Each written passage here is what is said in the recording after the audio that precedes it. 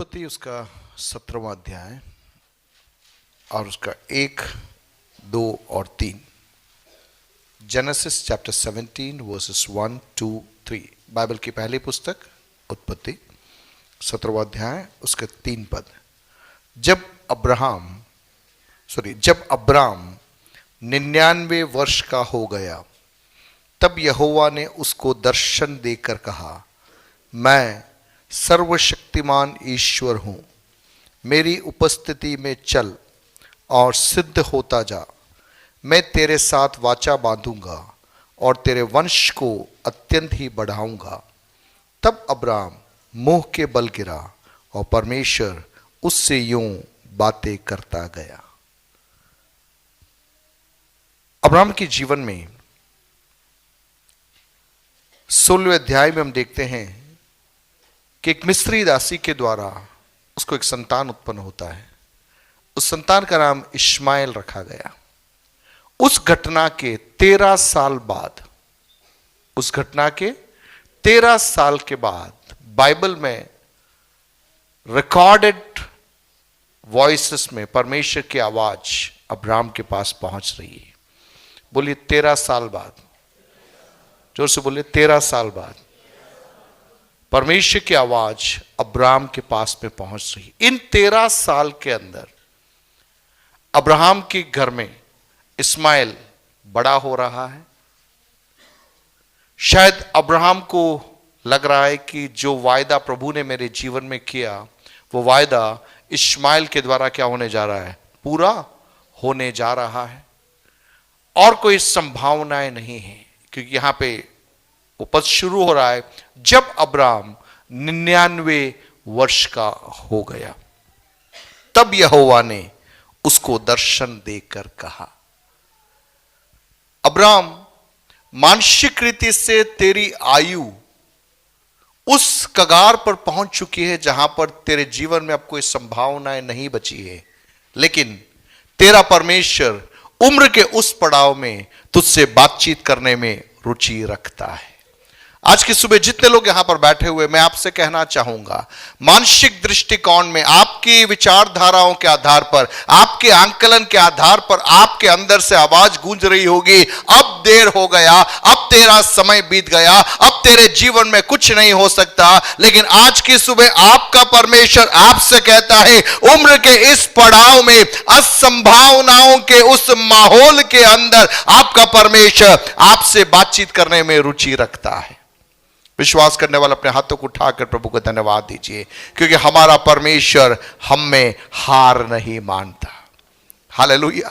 हम कहेंगे कि अब कुछ नहीं हो सकता, लेकिन प्रभु कहता है, मैं कहूंगा तो हो जाएगा, मैं आज्ञा दूंगा तो निश्चय ऐसा ही हो जाएगा।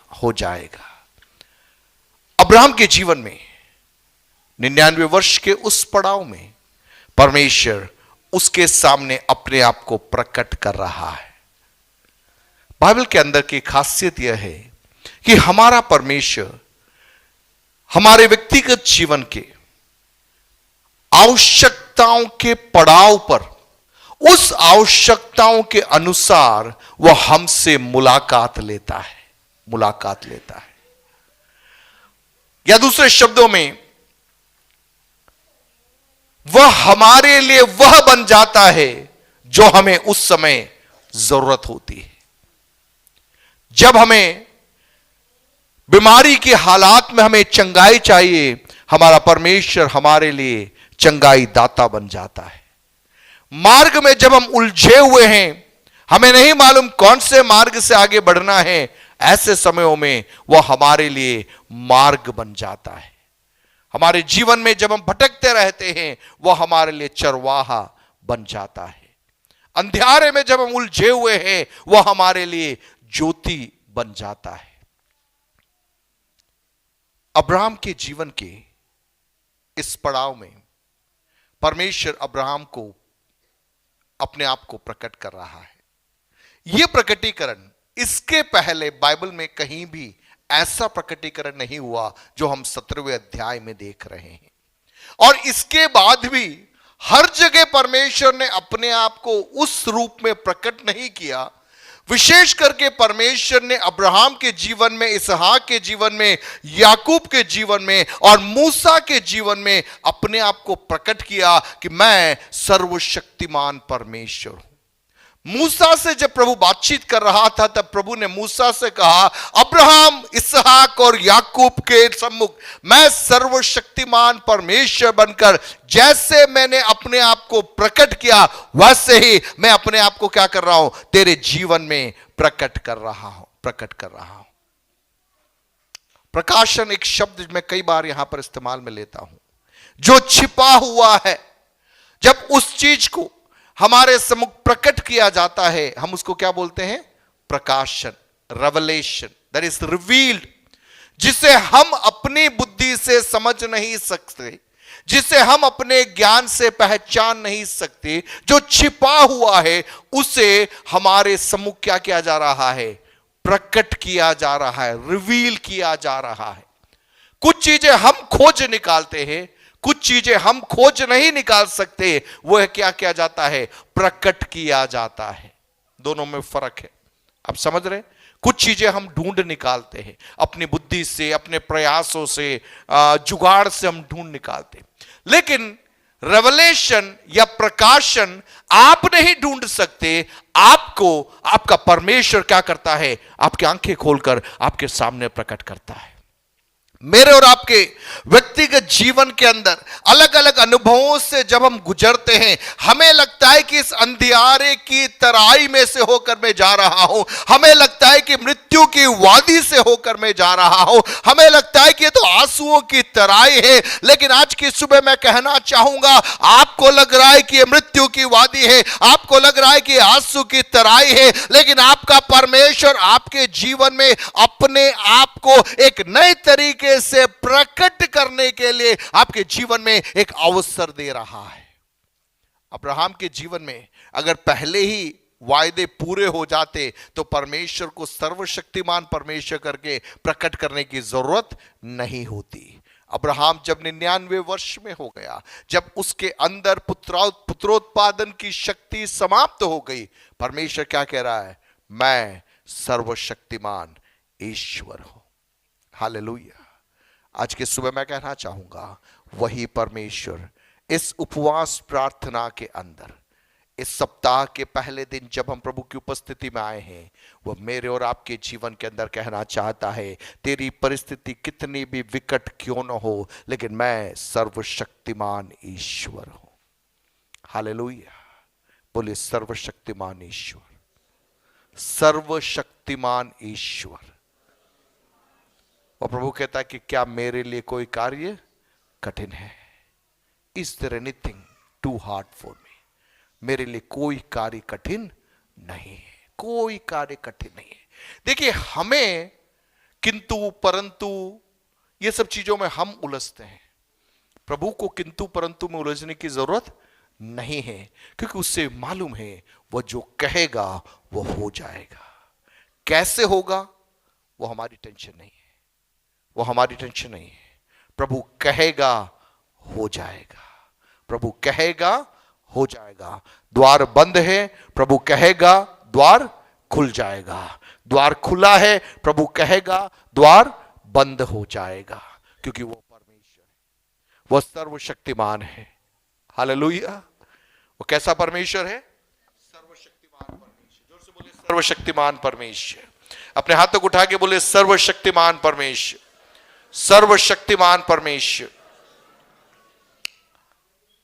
सब आश्वस्त हो जाइए, आप आश्वस्त हो जाइए। आपके जीवन में देर हो ही नहीं सकती, आपके जीवन में देर हो ही नहीं सकती। आप हमेशा सही समय पर रास्तों को खुलते हुए देखोगे, आप सही समय पर रास्तों को खुलते हुए देखोगे। दुनिया कहेगी अब्राहम देर हो गई, अब कुछ नहीं हो सकता। खुद की पत्नी ने भी बोल दिया, परिवार ने भी बोल दिया, सबने बोल दिया, लेकिन परमेश्वर कह रहा है मैं सर्वशक्तिमान ईश्वर हूं, मैं सर्वशक्तिमान ईश्वर हूं। हालेलुया। वह सर्वशक्तिमान ईश्वर अपनी सामर्थ को मेरे और आपके जीवन के अंदर प्रकट करना चाहता है। सो जीवन में जब विलंब होता है, मैं आपको कहूंगा आप हिम्मत मत हारना, आप हिम्मत मत हारना। कुछ बेहतर आपके जीवन में होने जा रहा है, कुछ बड़ा आपके जीवन में होने जा रहा है, कुछ बड़ा आपके जीवन में जाना है। लाजर बीमार हो गया, खबर यीशु के पास पहुंचाई गई कि लाजर बीमार है, लाजर मर गया। यीशु नहीं आया, यीशु नहीं आया। कब पहुंचा? कब्र में रखने के बाद चौथे दिन यीशु वहां पर पहुंचा, वहां पर पहुंचा। वो परिवार कह रहा होगा, अगर पहले आया होता तो मेरा भाई चंगा हो जाता। लेकिन स्वर्ग कह रहा है, मैं कुछ बड़ा करना चाहता हूं, कुछ हटकर मैं करना चाहता हूं, कुछ अलग मैं करना चाहता हूं। आज जितने लोग यहां बैठे हैं, मैं आपसे कहूंगा हिम्मत मत हारना, हिम्मत मत हारना, हिम्मत मत हारना। आपकी उम्र प्रभु के लिए कोई रुकावट नहीं है। आपको लग रहा है कि मुझ में टैलेंट नहीं है, अन्य लोग जैसे दांव पे चला सकते वैसे मैं नहीं चला पा रहा, प्रभु कह रहा है कि कोई मतलब नहीं, मैं कर लूंगा, मैं करूंगा, क्योंकि करने वाला मैं हूं, करने वाला मैं हूं।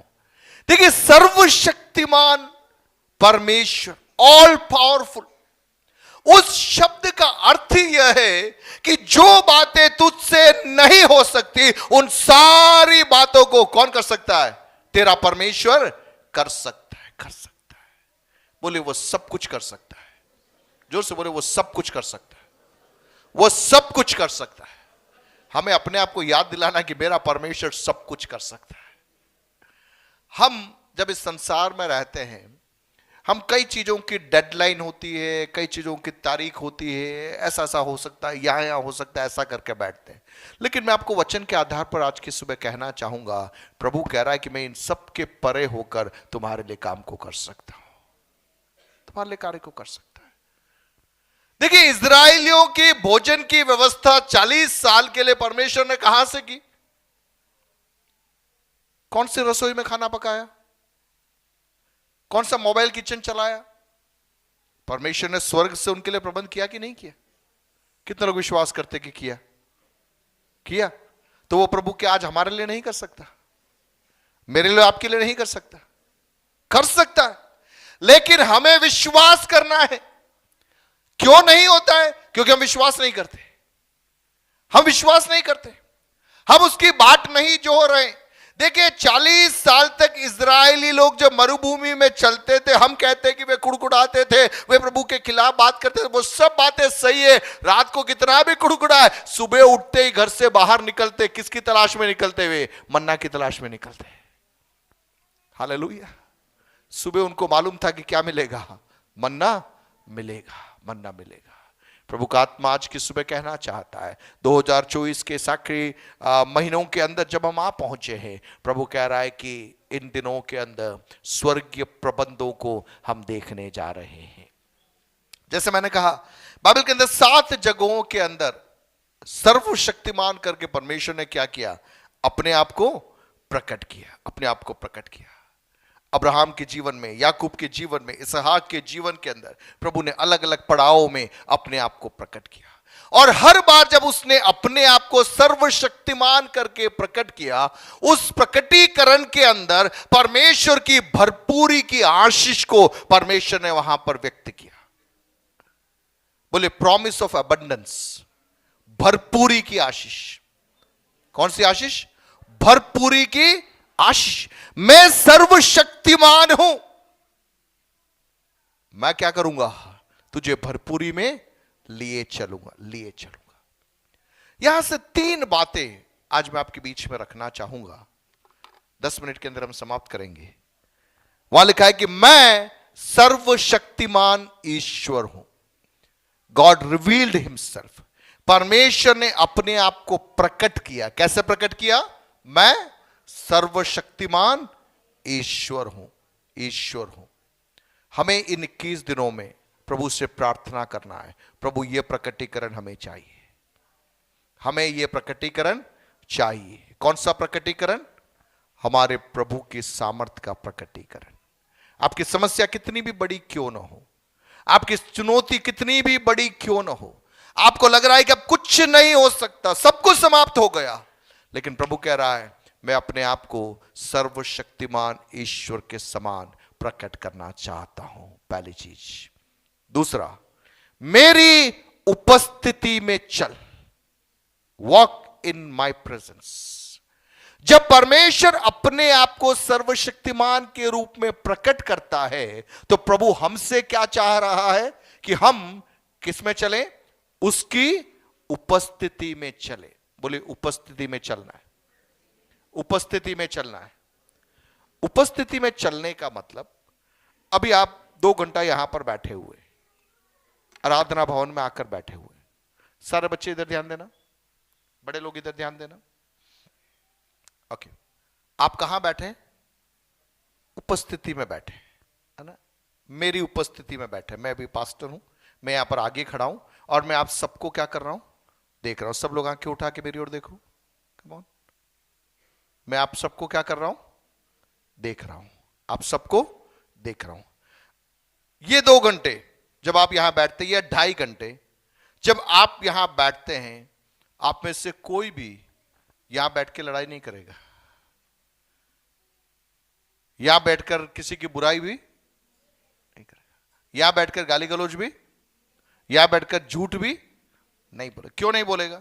क्योंकि 2 घंटे आप कहां बैठे? मेरी उपस्थिति में बैठे। लेकिन यहां से बाहर निकलने के बाद में आप क्या कर रहे हो मुझे थोड़ी दिखाई दे रहा है, मुझे नहीं दिखाई दे रहा है। आप कहां जा रहे हो, किससे मिल रहे हो, किससे बात कर रहे हो, मुझे नहीं मालूम पड़ रहा। यहां पर परमेश्वर अब्राहम को प्रकट होकर अपने आप को प्रकट कर रहा है, मैं सर्वशक्तिमान ईश्वर हूं। दूसरे शब्दों में प्रभु अब्राहम से कह रहा, अब्राहम मैं सर्वशक्तिमान हूं। मैं कौन हूं? सर्वशक्तिमान हूं। तुझे क्या करना है? मेरी उपस्थिति में चलना है। इसका मतलब 24 घंटे 7 दिन किस में चलना है? प्रभु की उपस्थिति में चलना है। देखिए, मसीही जीवन 2 घंटे में सीमित होने वाला जीवन नहीं है। अक्सर हम कहां पे गड़बड़ी कहां जाते मालूम है? हमें लगता है कि रविवार को चर्च में गए, 2 घंटा हमने यहां पे जो भी करना था वो सब कर लिया, इसके बाद में हम जो चाहिए वो कर सकते हैं। आपके जीवन में लाभ नहीं होगा, आपके जीवन में लाभ नहीं होगा। देखिए, मछली पानी के अंदर रहती है तो क्या रहती है? मछली मछली कहां पे जिंदा रहती है? मछली कहां जिंदा रहती है? मछली जल की किसकी रानी है? मछली मछली किसकी रानी है? जीवन उसका बाहर निकालो, बाहर निकालो, बाहर निकालो, उसका जीवन कहां है? अब्राहम मैं सर्वशक्तिमान ईश्वर हूं, तेरा जीवन मेरी उपस्थिति के अंदर है, इसके बाहर तू निर्जीव है, इसके बाहर तू फलहीन है, इसके बाहर तू किसी के लाभ का नहीं है। 13 साल तू अपने हिसाब से चीजों को करता रहा, लेकिन अब मैं कह रहा हूं मैं सर्वशक्तिमान ईश्वर हूं, मैं सर्वशक्तिमान ईश्वर हूं। तू कहेगा मेरे पास में है कुछ देखने के लिए, हाँ है, इस्माइल है तेरे पास, लेकिन इस्माइल मेरी योजना नहीं है। इस्माइल मेरी योजना, इस्माइल पहले हुआ या इसहाक पहले हुआ? जोर से बोले, इस्माइल पहले हुआ या इसहाक पहले हुआ? इस्माइल पहले हुआ। आज भी समस्या क्या है मालूम है? आज भी समस्या यह है कि परमेश्वर ने इसहाक का वायदा किया था, लेकिन हमने अपनी जुगाड़ का इस्तेमाल करके हमारे पास में क्या आ गया? इस्माइल आ गया, और हम अकड़ के घूम रहे कि हमारे पास में क्या आ गया? तेरे पास में क्या है? तू खाली है, तू खाली है, मेरे पास में कौन है? इस्माइल है। आप समझ रहे मेरी बात को? परमेश्वर अब्राहम से प्रकट होता है और कह रहा है कि मैं सर्वशक्तिमान ईश्वर हूं। You need to learn to walk in my presence. मेरी उपस्थिति में तुझे क्या करना है? चलना है। कलीसिया से मैं कहना चाहूंगा, पवित्र आत्मा इन दिनों में ढूंढ रहा है उन लोगों को जो एक निर्णय लेंगे, प्रभु तेरी उपस्थिति में ही मैं बना रहूंगा। मूसा के पास में सारे ऑफर्स थे। प्रभु ने सारे ऑफर डाल दिए मूसा के सामने। तो क्या चाहिए, सब दे दूंगा तेरे को, युद्ध जीतना है वो भी जिता दूंगा, सब करवा दूंगा, सब करा दूंगा। लेकिन मूसा का सवाल है कि प्रभु ये सब बातें ठीक है, लेकिन तेरी उपस्थिति साथ में है कि नहीं? तेरी उपस्थिति हो तो मैं जाऊंगा, नहीं तो मैं नहीं जाऊंगा। कितने लोग समझ पा रहे हैं?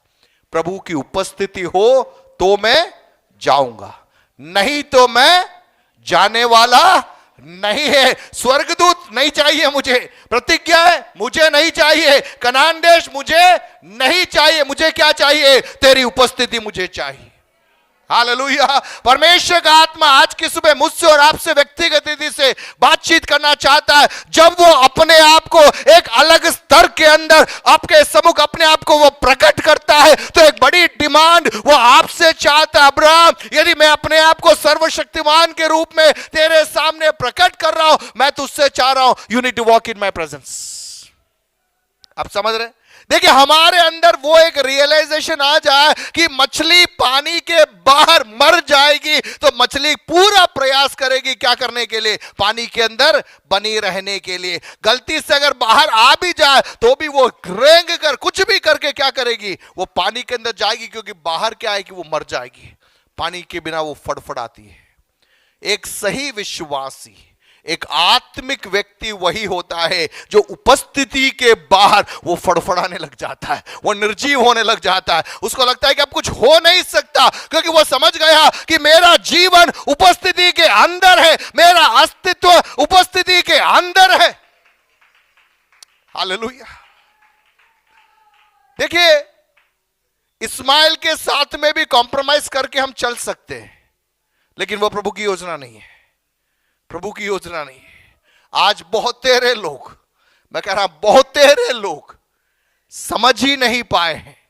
वे समझ ही नहीं पाए हैं। परमेश्वर उन्हें इसहाक देना चाहता था, लेकिन अपनी जुगाड़ का इस्तेमाल करके, अपनी ताकत का इस्तेमाल करके, अपनी बुद्धि का इस्तेमाल करके उन्होंने अपने लिए इस्माइलों को जन्म दे दिया है और उन इस्माइलों के साथ में मजे कर रहे हैं। प्रभु कह रहा है मेरी योजना कुछ और थी बेटा। तू 99 वर्ष का हो गया ना, तू बुजुर्ग हो गया। लोग कह रहे अब कुछ नहीं हो सकता, लेकिन मैं कह रहा हूं मैं सर्वशक्तिमान हूं, मैं सर्वशक्तिमान हूं, मैं सर्वशक्तिमान हूं।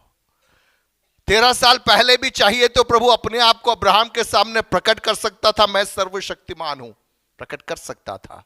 लेकिन अब्राहम, 13 साल पहले तेरे में कुछ दम था, इस्माइल मिल गया तुझे, लेकिन 13 साल बाद जब तेरा दम खत्म हो गया है, मैं अपने आप को प्रकट करने जा रहा हूं। हालेलुया।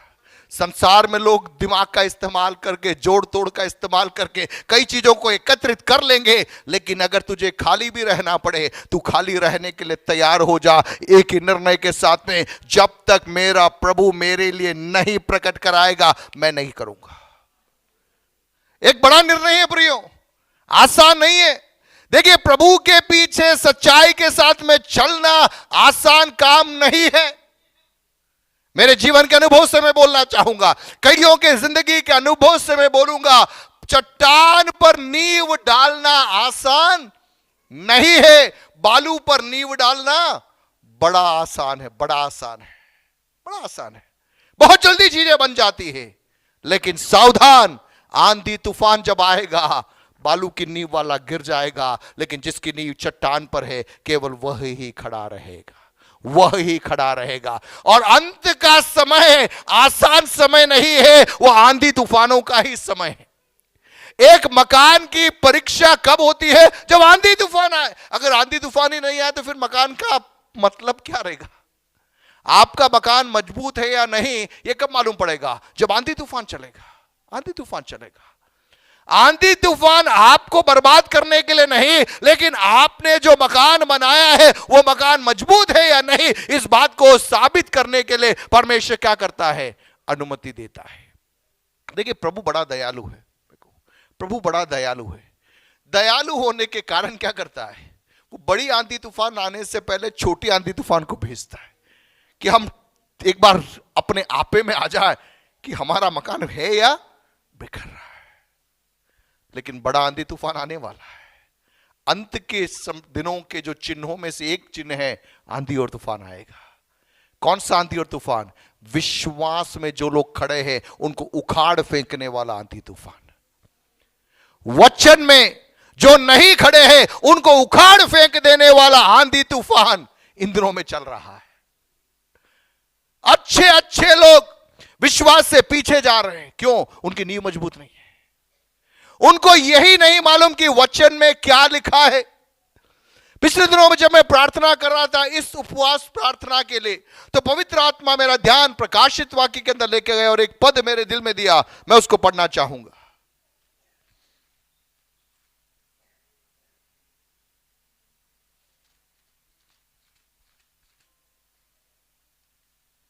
प्रकाशित वाक्य 22 का 7। देख, मैं शीघ्र आने वाला हूं, धन्य है वह जो इस पुस्तक की भविष्यवाणी की बातें मानता है। प्रभु क्या बोल रहा है? मैं शीघ्र आने वाला हूं। कौन है धन्य? कौन है धन्य? कौन सी पुस्तक की? ये जो पुस्तक मेरे और आपके हाथ में है, इस पुस्तक की जो भविष्यवाणी की बातें जो मानता है वह धन्य है। पवित्र आत्मा मुझसे व्यक्तिगत बातचीत करने लगा। You need to come back to the word. तुझे वचन में लौटने की जरूरत है। कलीसिया, हमें वचन में लौटने की जरूरत है। इस पुस्तक के अंदर की बातें जो भविष्यवाणियां मेरे लिए और आपके लिए की गई है, उनके पूर्तिकरण के लिए विश्वास करते हुए बाट जो होने की हमें जरूरत है। इस पुस्तक के बाहर की कोई भी बातें हमें भ्रमित कर देगी, हमें बहका देगी, लेकिन इस पुस्तक की बातें हमें स्थिरता के साथ में खड़े रखेगी। अब्राहम, मैं सर्वशक्तिमान ईश्वर हूं। कैसे चलना है तुझे? मेरी उपस्थिति में चलना है। बोले, मेरी उपस्थिति में चलना है। और लिखा है कि सिद्ध होता जा।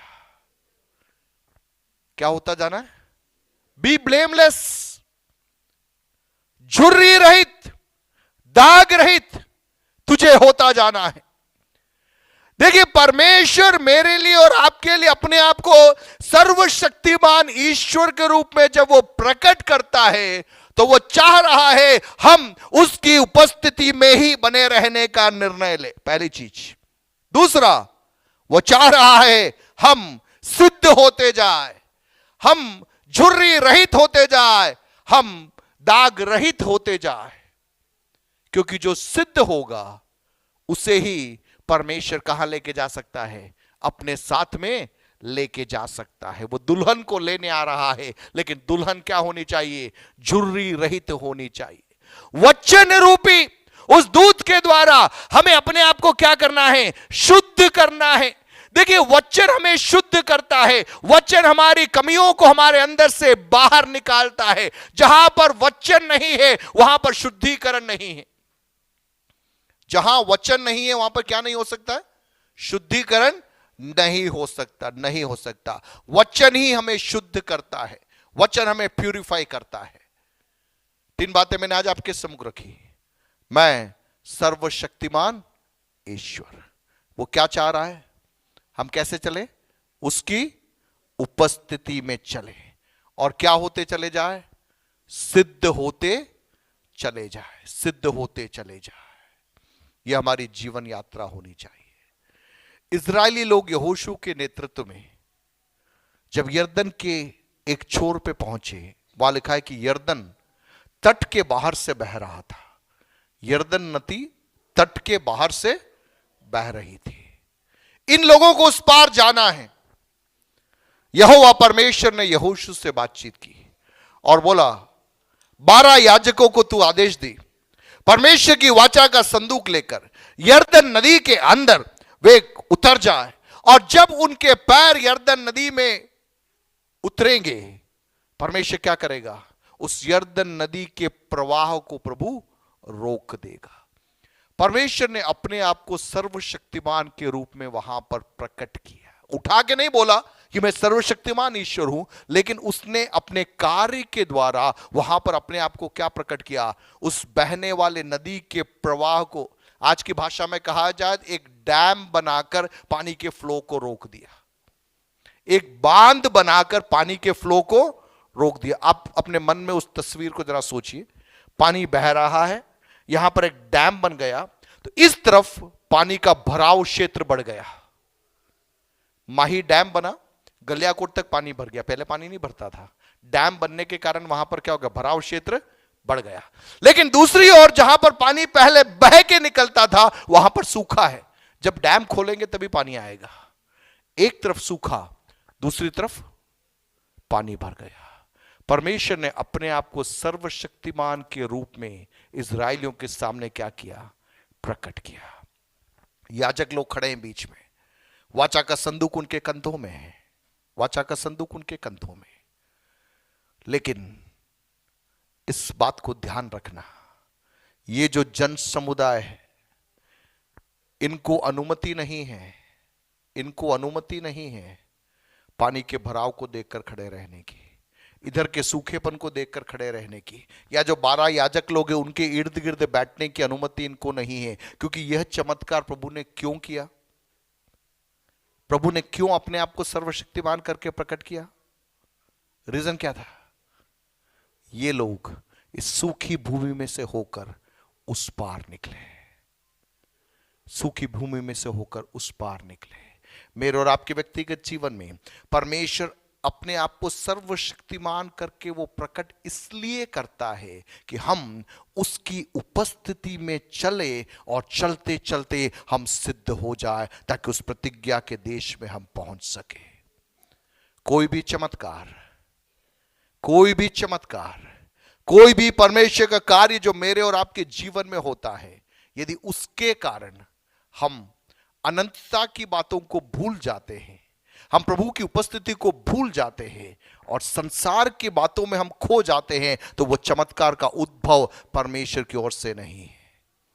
आप समझ रहे हैं? इस्माइल को आप जन्म दोगे, दिखाने के लिए है आपके पास में बहुत कुछ, लेकिन इस्माइल जब तक है तब तक प्रतिज्ञा पूरी नहीं हो सकती। एक समय आएगा जहां पर आपको इस्माइल को बोलना पड़ेगा, भैया तू निकल, यहां पर केवल इसहाक रह सकता है। आप समझ रहे हैं?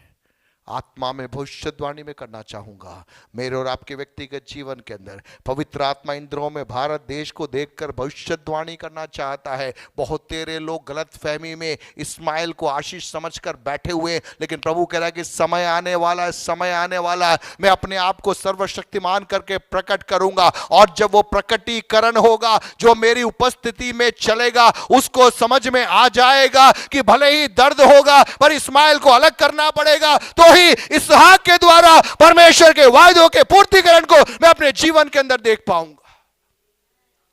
हालेलुया। मुझे और आपको बुलाया गया है उस अनंत देश में जाने के लिए। वह है हमारी बुलाहट। हम बीमार थे, प्रभु ने हमें चंगा किया। हम कर्जे में थे, कर्जे से उसने हमें बाहर निकाला। आर्थिक संकट में थे, उसने आर्थिक आशीषें हमें दी। हमारे पास में रहने के लिए घर नहीं था, उसने हमें घर दिया। ये सब उसने दे दिया।